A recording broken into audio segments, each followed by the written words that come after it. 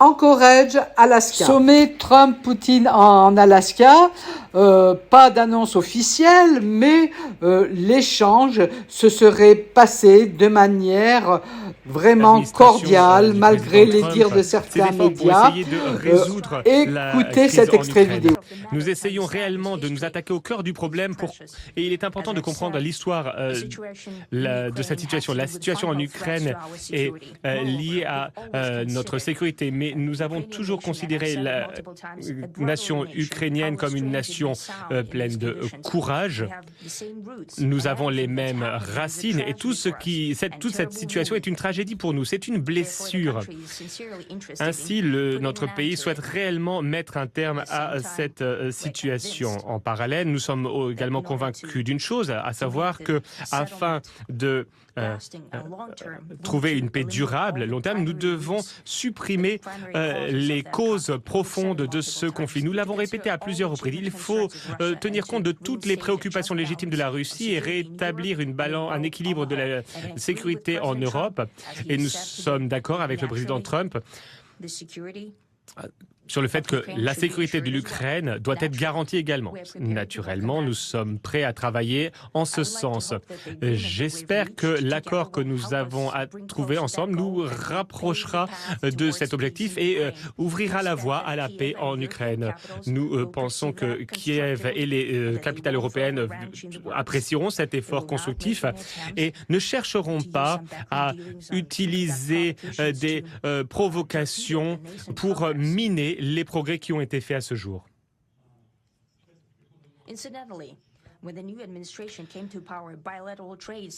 Les accords commerciaux ont commencé à se développer grâce à la nouvelle administration. C'est encore symbolique et évidemment, il y a encore une croissance de 20%. Comme je l'ai dit, il y a beaucoup de secteurs dans lesquels nous pouvons travailler ensemble. Une chose est claire, les investissements et le potentiel de coopération commerciale entre nos deux pays sont énormes.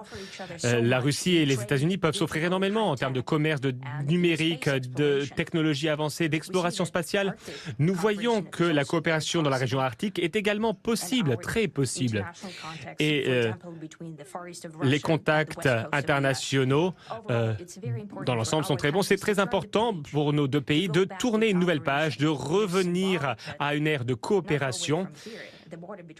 Et on voit que la frontière entre la Russie et les États-Unis, il y avait un lieu où on pouvait passer du passé au présent en franchissant une ligne et j'espère que c'est ce que nous allons faire aujourd'hui dans le domaine politique. Je tiens à remercier le président Trump pour nos travaux conjoints. Je le remercie pour le ton agréable de notre conversation. Il est important que nous nous concentrions sur les résultats et nous voyons clairement ce que les États-Unis souhaitent accomplir.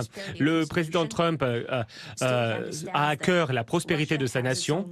Il reconnaît que la Russie a ses propres intérêts. Je pense que les accords d'aujourd'hui seront un point de départ, non seulement pour trouver une solution à la situation en Ukraine, mais cela nous aidera également à retrouver une relation commerciale et pragmatique entre les États-Unis et la Russie. En définitive, j'aimerais rajouter une chose. J'aimerais vous rappeler que en 2022, lors de notre dernier contact avec l'ancienne administration, j'ai essayé de convaincre mon ancien homologue américain que la situation ne devait pas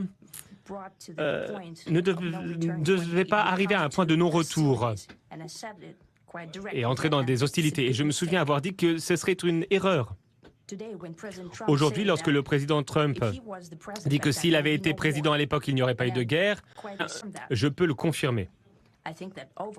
Je pense que, dans l'ensemble, moi et le président Trump avons développé une très bonne relation, comme une relation commerciale, une relation basée sur la confiance. Et je suis convaincu qu'en allant dans ce sens, en suivant cette voie, nous pouvons, le plus tôt possible, trouver un terme au conflit en Ukraine. Merci.